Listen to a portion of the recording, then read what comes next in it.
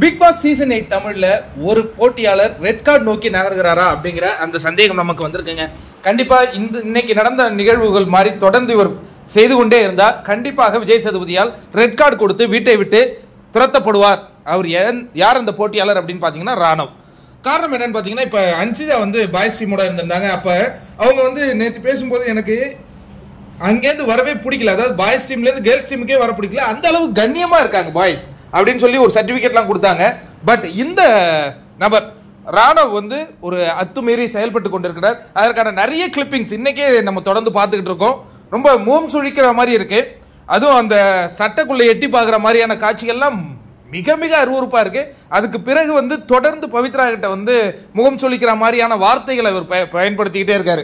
அந்த பொண்ணும் இவரை வந்து தம்பி இதெல்லாம் பேசாதப்பா ஒரு மாதிரி மூஞ்சில் அடிச்சா மாதிரி சொல்ல முடியல. ஏன்னா அவங்க நல்ல பொண்ணுங்கிறதுனால மூஞ்சில் அடிச்ச மாதிரி சொல்ல முடியல, சர்காஸ்டிக்கா சொல்றாங்க. பட் வாலண்டியரா பண்ணிட்டே இருக்காங்க அந்த பையன்.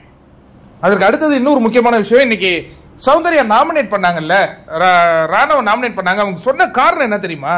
பவித்ராவுக்கு தொல்லை கொடுப்பது போல, அதாவது தொல்லைன்னு கூட சொல்ல முடியாதுங்க, ஒரு குறுகுறுன்னு உங்களே ஒருத்தன் பார்த்துட்டு இருந்தா எப்படி இருக்கும்? அது இந்த மாதிரி பிக் பாஸ் வீட்டில் அது ஒரு மாதிரி அன்கம்ஃபர்டபுளாக இருக்கும்ல, அந்த காரணத்தை சொல்லி தான் நாமினேட்டே பண்ணியிருக்காங்கங்க. இது வந்து ஒரு பெரிய பிரச்சனை, சாதாரண விஷயமா நினைக்காதீங்க. ஒரு கேவல கண்டென்ட்டுக்காக இந்த மாதிரி இந்த பையன் பண்ணுறான்னா இவன் எதுவும் பண்ணக்கூடிய ஆளாக தென்படுகிறார். இது பவித்ராவை தான் இவர் ஃபர்ஸ்ட் ட்ரை பண்ணாரா அப்படின்னா பவித்ரா கிடையாது, ஃபர்ஸ்ட் அன்சிதா, அதுக்கப்புறம்லேருந்து தான் இப்போ பவித்ராவுக்கு வந்திருக்காரு. அதை விட முக்கியமான ஒரு விஷயம் என்னன்னா, இந்த பையன் உள்ள போறதுக்கு முன்னாடியே அங்க இருக்கிற பெண்களோடலாம் நம்ம இது என்ன பண்ணணும், அங்க பேசும்போது இங்க பின்னாடி ஃபயர் விடுற மாதிரி பாட்டு போடணும்ல, இதெல்லாம் செதுக்கி வச்சுட்டு போயிருக்கான் தம்பி. எல்லாத்தையும் கண்டுபிடிச்சாச்சு.